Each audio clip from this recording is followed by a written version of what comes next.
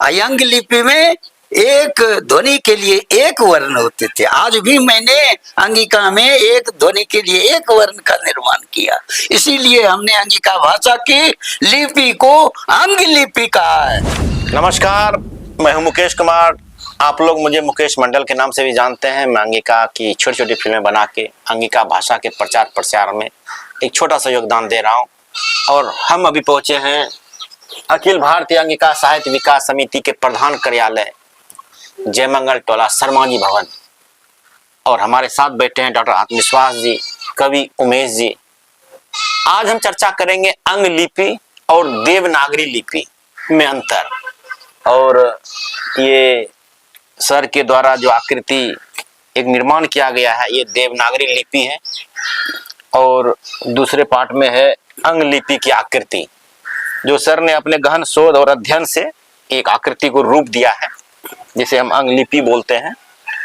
तो सर, ये अंग लिपि का जो आकृति है और देवनागरी लिपि में थोड़ा सा अंतर अपने अपने चाहने वालों को दो कम समय में दो शब्द रखें। जी जी, देखिए, अंग लिपि उच्चारण अंगों की आकृति है जी। अंग लिपि पहला अंतर कि उच्चारण अंग क्या है, बाहर में ओष्ठ है, ओष्ठ की जो बनावट होती है वही वर्ण की बनावट हो जाती है। ठीक।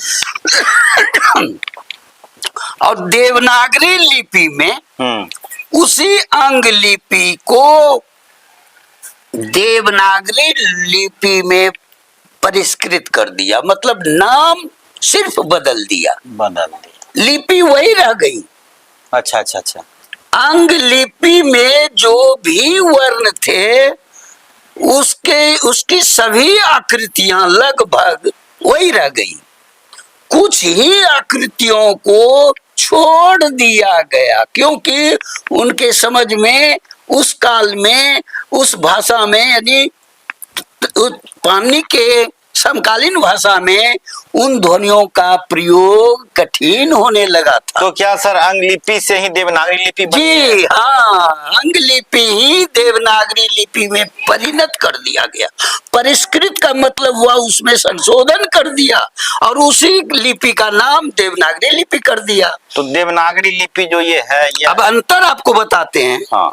अब अंतर क्या है कि अंग लिपि में 64 वर्ण थे जी, अर्थात बहुत अधिक थे। जैसी ध्वनि उत्पन्न होती थी वैसी ध्वनि के लिए एक विशेष वर्ण था।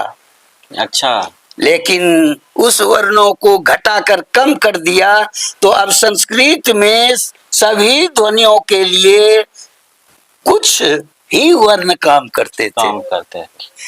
अयंग लिपि में एक ध्वनि के लिए एक वर्ण होते थे। आज भी मैंने अंगिका में एक ध्वनि के लिए एक वर्ण का निर्माण किया, इसीलिए हमने अंगिका भाषा की लिपि को अंग लिपि कहा है। ओ, यह प्राचीन लिपि अभी तक हमने सुरक्षित रखा है। अंगिका भाषा में जैसी ध्वनि हम बोलेंगे वैसा उसका अक्षर और वर्ण बनेगा। तो सर, देखा जाए कि अंग लिपि जो है कि जो हम मुख से कुछ बोलते हैं, जो मुख का आकृति बनता है, उसकी आकृति को आपने एक फोटो दे दिया, एक रूप दे दिया, तो वो अंग लिपि है। हाँ, अंग लिपि है। और जिस अंग लिपि को छोड़ दिया पाणिनि ने संस्कृत में, उसको परिष्कृत कर दिया उन्होंने। उसका ना उनका उद्देश्य हो गया कि हमने ऐसे सब ध्वनियों को हटा दिया, इसमें प्रयुक्त नहीं होता है, ये ध्वनियां संस्कृत में प्रयुक्त नहीं होता, लेकिन सबों को उन्होंने हटा नहीं पाया।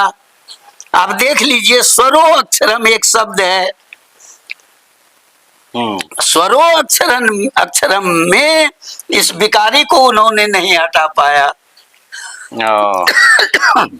ये वाला, हाँ, ये वाला एस वाला देख सकते हैं। ये है विकारी स्वरोक्षरम। और बहुत है, को अपी है, को अपी। आप हम बोर्ड पर बताते, ये एक को अपी है, उसको भी उन्होंने नहीं हटाया और धड़ल्ले संस्कृत में उसका प्रयोग कर रहे हैं लोग। को लिपि।